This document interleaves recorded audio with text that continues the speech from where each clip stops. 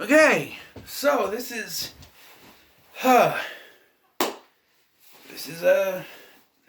unexpected to say the least. So this weekend, I went to my mom's house for my son, a visitation with my son.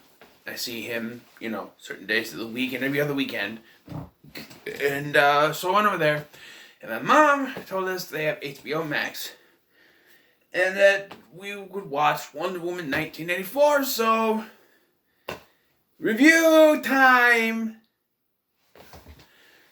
So this is a movie I didn't think I would be able to see until the Blu-ray came out, and even then I thought to wait till the Blu-ray came out to give myself a second viewing, but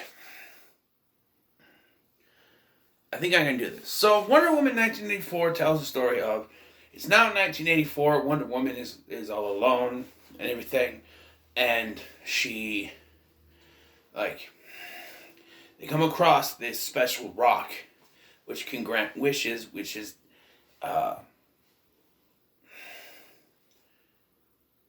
coveted by one Maxwell Lord, who wants it so that he can become rich and powerful and all that, to, what else? Take over the world. Of course. So, yes. And yes, if you're watching this, Maxwell Lord is the main villain of the movie, in spite of the fact that when this movie was announced, they said Cheetah would be the main villain. She is more of a side villain. And you're going to find more than one comparison to Amazing Spider-Man 2 here. Because they announced, when that came out, they said Electro was going to be the main villain. But no, surprise! The Green Goblin, Harry Osborn, is actually the main villain. And, and the story, of Barbara Minerva, aka Cheetah, is very similar to that of Max Dillon, in that she is a nobody. Nobody knows who she is, nobody knows her name, or even remember hiring her. And so she wants something more, and through something, a magical incident, something happens, and she gets these powers, becomes something more, and now people are noticing her. It's a little bit different, because when it first started, and they showed this, this character, I'm like, just thinking this is the same thing as Electro, but not really, because as she goes forward, she starts to get noticed, and people know who she is, and she becomes popular. She becomes, a little more sexy, and Kristen Wiig, she's kind of pretty, Never really been that attracted to her, but in this movie, she is gorgeous. I guess they had to make her look really gorgeous to compete with Gal Gadot. As far as the performances go, Gal Gadot still hit it out of the park as Wonder Woman, and Chris Pine is still really good as Steve Trevor. Although I would have preferred if they just brought him back, and not okay. So when she makes this wish on a magic rock and the hair goes whoof, Steve Trevor shows up, but he's not Steve Trevor. He's in someone else's body, and only she can see that it's him. Everyone else sees someone else. But the problem with that is they don't use that much. Other than showing the guy's apartment, this guy is running around with some other woman. And there's no one out there who points out, hey, who's that? Why are you running around with her? And, there's no one else who knows this guy that comes up and says, hey, how's it going? How's your girlfriend? Who is this woman? There's no other girlfriend. I feel like they didn't, they wanted a way to bring him back without him actually being there, but they didn't write in the repercussions of that, because if he was in someone else's body, there would be other people who recognize him, and that just didn't happen, But he's still a good performance. Kristen Wiig as the Cheetah, she's fine. She's not as quirky as you would think a Kristen Wiig character would be, and that was one of my main concerns when they announced her as the villain. I was like, she can be kind of cringy sometimes, but she does okay. The main problem here, and I'm sorry to say because he is the main villain, is Pedro Pascal as Maxwell Lord. Now, bringing in Maxwell Lord, that's fine.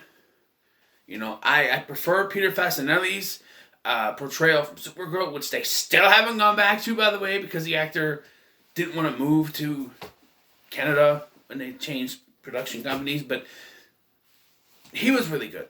And Pedro Pascal, for as good a performance he gives, he's given too much of a performance. He's way out there, like he's in theaters, like a performance theater, like he's really just out there. And sometimes he goes just a little too much with it. And his motivation is that he wants more power. And it's one of those stories where, he's a single father, but he doesn't see his son right in front of him. He just sees all the money that he wants. And in the end, it's all about him wanting his son. But the guy's going to go to jail, probably. I don't know. Like, he's like the only character who I didn't understand. Like, when I saw the original trailer, I said to myself, I don't want him to be the main villain. And he was. Because I didn't care for him in the trailer. And that says something. When you see someone in the trailer and you don't care for him, and then you find out that's your main villain, it doesn't necessarily work. I do like what they did with the 1980s setting. It's very 80s, the clothes, the attitude, just, the way things are designed. It's great. There is one thing I want to point out here that doesn't make sense when you go into the continuity of the rest of DCEU. Beginning of this has these crooks who I assume were working for Maxwell Lord. They're stealing a bunch of this stuff. One of them being that artifact. And Wonder Woman stops them. And they're shouting, people are shouting out, hey, Wonder Woman, Wonder Woman, Wonder Woman. And then at the end of the film, when she's helping fighting, they're still shouting out Wonder Woman. And it makes you think, that makes no sense. Because the whole thing with Batman v Superman is that she had been hiding since World War I. Not doing anything as Wonder Woman since World War I. And that was a big thing going into this. And I was thinking, how are they going to work that around to where she's doing all this, but nobody can notice? And they don't. They don't work it around at all. And it doesn't work with the rest of the DCEU. Because you think of Batman v Superman, like I said, before then, she had not been shown to the public. It's her first coming out. The whole thing was that she had been hiding, and Bruce knew nothing about her.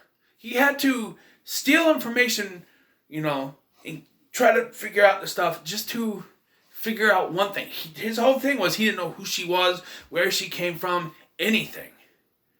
You think if something like this happened in 1984, Bruce Wayne would be able to...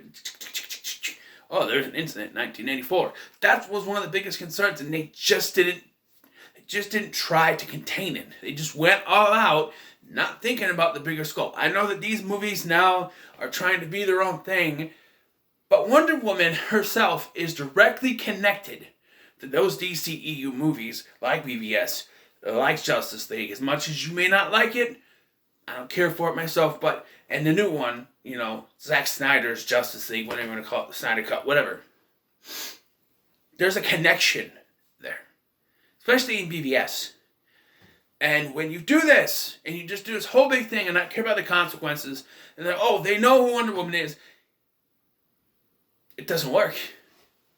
Because there's already a story saying that no one knew who she was, and that was her big coming out in BVS, was, she with you? Thought she was with you. No one knew who she was. But now this thing, people know who she is.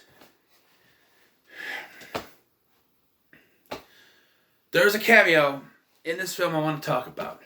And it's hinted at earlier in the film when Diana is telling Steve Trevor about this goddess, Asteria, I think her name was. She had the golden wings that you see in the trailer. And she defended when the Amazon women separated from the men and went to that island. she defended the man off, and supposedly she sacrificed herself, and Diana went looking for her and only found the armor. From the minute she mentioned this character, I knew it was going to be Linda Carter. I just knew. There's a post-credit scene, something falls, someone grabs it, it's a woman's arm with a golden thing, and it is Linda Carter. And I looked it up. She is playing Asteria, so they're probably going to work that into the now announced. It was announced today that they are going to make a Wonder Woman 3. So I'm assuming they're going to work that into it. But this is a message to the filmmakers. Please try to connect yourself to the other films. I understand with Aquaman and stuff like that. Like, Aquaman itself felt disconnected. I understand what you're trying to do. This whole, But the MCU movies, some of them were sort of disconnected, but they still had little hints of being connected to a larger universe. Like, even Shazam had the Batman action figure and the little batarang that Billy had, or whatever, not Billy, the other kid had. That kind of thing. But, I don't know. All in all, though, I did enjoy this film. One more thing. The climax. So, for all the... I knew this was going to happen because my mom kind of put it up. Cheetah is only Cheetah in the climax of the film, because that's when she wishes... The whole thing with Max Lord is that he's making people make wishes, and then he'll take that wish and twist it in his own little sick thing. So, through that, he turns Barbara Minerva into this cheetah-like creature to have this big fight with Diana at the end of the film. And it feels like that's the only reason why they had Cheetah in this film, is because they needed big fight at the end, and Maxwell Lord is not the big fight type of villain. It's fine, but it's CGI, and it's at night, so you know what that means. They just did it at night to hide shoddy CGI. As soon as I saw the CGI, I'm like, she looked terrible. And long hair, I know, there's a cheetah in the comics with long hair, but the version I grew up with had no hair at all. It was short, little things on her head. That's just the version I grew up with. When you grow up with Super Friends, that's what I grew up with. Even the one in the Justice League cartoon had no hair. But, yeah, and there's this sequence at the beginning of the film I don't think really ties into anything. Maybe it was supposed to tie into the end where she tells Maxwell Lord, because he's using these wishes as a shortcut, and that kind of feeds into the beginning, but I don't think it really comes full circle like it should have. I don't know. Overall, I'm giving Wonder Woman 1984 a 7. I think it was decently made. I don't think it's as good as the first one, but it's a decent made film. I do recommend you watch it, give your own opinion on it. Let me know in the comments below what you think of this movie. Make sure to like, share, and subscribe. Thank you for watching. I've been Scotty. I got 2 more videos I'm hoping to do today. I have a haul video showing you some of my post-Christmas stuff I got, some stuff I bought, that stuff. I have a couple things that I bought after, like the next day after the last haul video, so I'll mix that in there. I'm going to do a review for one of the movies that's in that haul, so hopefully I'll get those out sometime today, but until then, I'll see you next time.